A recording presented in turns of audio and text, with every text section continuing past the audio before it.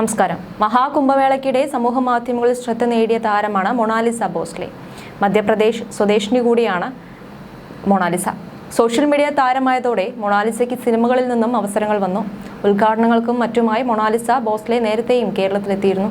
Mona Lisa Bhosle അഭിനയിക്കുന്ന ചിത്രത്തിന്റെ shooting വിഴിഞ്ഞം പൂവാറിൽ വെച്ച് നടന്നിരുന്നു. ഈ ചിത്രത്തിലെ നായകനാണ് ഫർമാൻ. ഇരുവരും പ്രണയത്തിലാണെന്ന വിവരം മൊണാലിസയുടെ പിതാവ് അറിഞ്ഞതോടെ പ്രശ്നമാവുകയായിരുന്നു.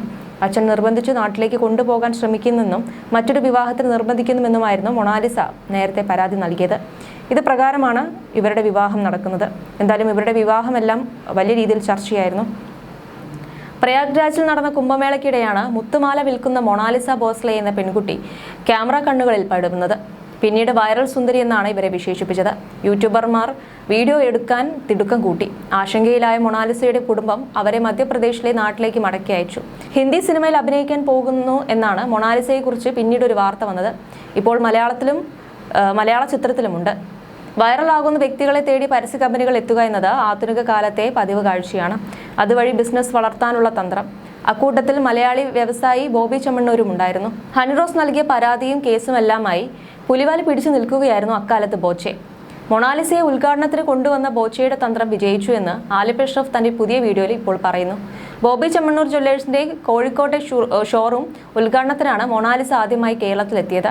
ദേശീയ മാധ്യമങ്ങളിൽ ഉൾപ്പെടെ സംഭവം വാർത്തയായി.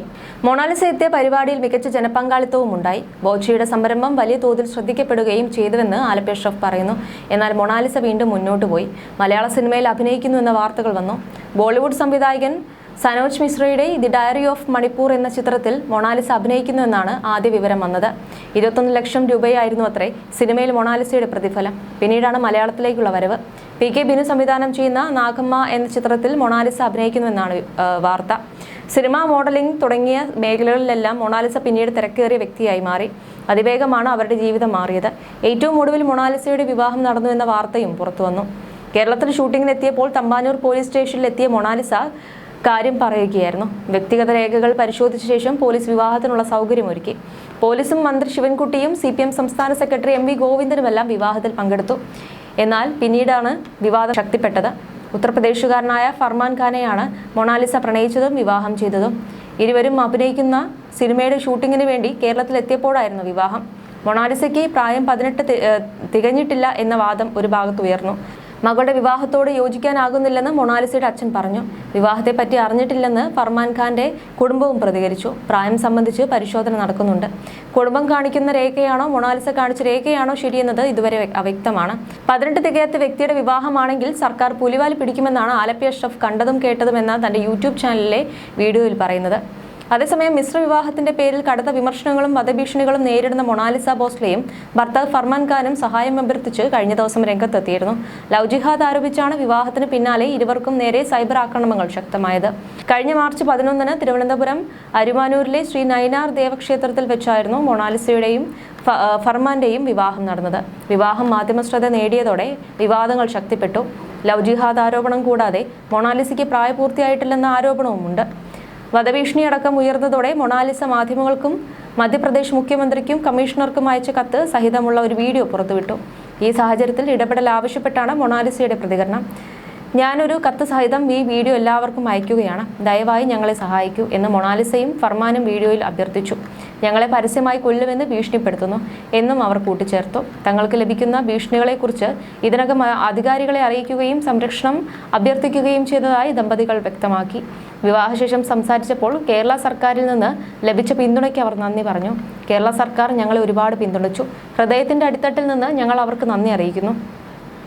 ഞങ്ങൾ എല്ലാ മതങ്ങളിലും വിശ്വസിക്കുന്നു. എനിക്ക് എല്ലാ മതങ്ങളും ഒരുപോലെയാണ് എന്ന് മൊണാലിസ പറഞ്ഞു. അങ്ങനെയൊരു വലിയ വിവാഹം ഞങ്ങൾ പ്രതീക്ഷിച്ചിരുന്നില്ല. 2-4 പേർ മാത്രമേ വിവാഹത്തിന് എത്തുമെന്ന് കരുതി. പക്ഷെ ഒരുപാട് പേരുണ്ടായിരുന്നു. മന്ത്രി ഞങ്ങളെ ആശീർവദിക്കാൻ എത്തിയിരുന്നു. വിദ്യാഭ്യാസ മന്ത്രിയും എത്തിയിരുന്നു, ഫർമാൻ പറഞ്ഞു.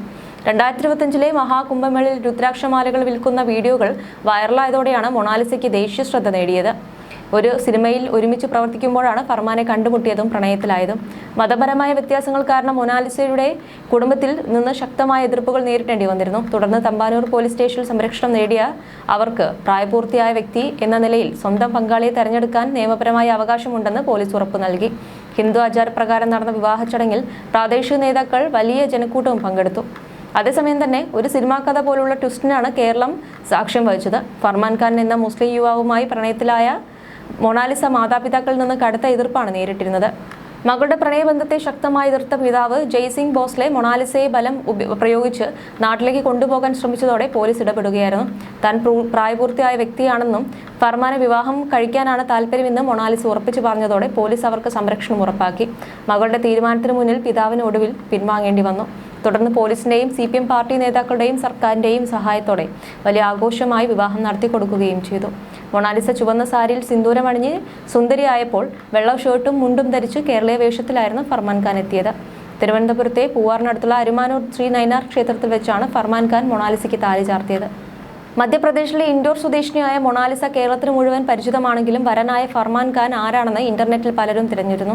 ഉത്തർപ്രദേശിലെ ബാഗ്പത് ജില്ലയിൽ നിന്നുള്ള ഫർമാൻ മലയാളം, ഹിന്ദി, തമിഴ് സിനിമകളിൽ പ്രവർത്തിച്ചിട്ടുള്ള നടനും മോഡലുമാണ്. വിവാഹത്തിന് ശേഷം മാധ്യമങ്ങളോട് സംസാരിച്ച മൊണാലിസ തങ്ങൾ 6 മാസമായി ഡേറ്റിംഗിലായിരുന്നുവെന്ന് വെളിപ്പെടുത്തി. ആദ്യം സോഷ്യൽ മീഡിയ വഴിയാണ് ബന്ധപ്പെട്ടത്. P. ബിനു വർഗീസ് സംവിധാനം ചെയ്ത നാഗം എന്ന മലയാള സിനിമയുടെ പൂജ ചടങ്ങിനിടെയാണ് ഇവർ കണ്ടുമുട്ടിയത്. ചിത്രത്തിൽ ഫർമാൻ ഖാനാണ് വില്ലൻ വേഷം ചെയ്യുന്നത്. മൊണാലിസ ഭോസ്ലെയാണ് നായിക. ഈ സിനിമയുടെ ചിത്രീകരണത്തിനായി കേരളത്തിലെത്തിയപ്പോഴാണ് ജീവിതത്തിലും ഒന്നിക്കാൻ തീരുമാനിച്ചത്. അഭിനയം, മോഡലിംഗ്, സോഷ്യൽ മീഡിയ പ്രൊമോഷനുകൾ എന്നിവയിലൂടെയാണ് ഫർമാൻ ഖാൻ വരുമാനം കണ്ടെത്തുന്നത്.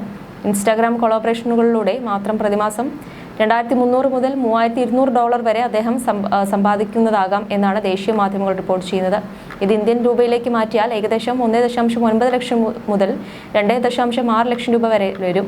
ഇതനുസരിച്ച് വർഷത്തിൽ സോഷ്യൽ മീഡിയയിൽ നിന്ന് മാത്രം ഏകദേശം 23 ലക്ഷം മുതൽ 32 ലക്ഷം രൂപ വരെ വരുമാനം ലഭിക്കുന്നുണ്ട്. മൊണാലിസയ്ക്ക് ഇൻസ്റ്റാഗ്രാമിൽ 93% 9 ലക്ഷം ഫോളോവേഴ്സ് ഉണ്ട്. നാഗമ സിനിമയുടെ അണിയറ പ്രവർത്തകർക്കൊപ്പമാണ് മൊണാലിസയും ഫർമാനും പോലീസ് സ്റ്റേഷനിലെത്തിയത്. മതത്തിന് തങ്ങളുടെ ബന്ധത്തിൽ യാതൊരു സ്ഥാനമില്ലെന്ന് വിവാഹശേഷം മൊണാലിസ മാധ്യമങ്ങളോട് പറഞ്ഞു. ലവ് ജിഹാദ് ആരോപണങ്ങളെ ഇരുവരും തള്ളിക്കളഞ്ഞു. കേരളത്തിലെ സമാധാനപരമായ അന്തരീക്ഷവും ജനങ്ങളുടെ സ്നേഹവുമാണ് വിവാഹവേദിയായി ഈ നാടിനെ തെരഞ്ഞെടുക്കാൻ പ്രേരിപ്പിച്ചതെന്നും നവദമ്പതികൾ വ്യക്തമാക്കിയിരുന്നു. മലയാള സിനിമയിൽ കൂടുതൽ സജീവമാകാനാണ് മൊണാലിസ ആഗ്രഹിക്കുന്നത്.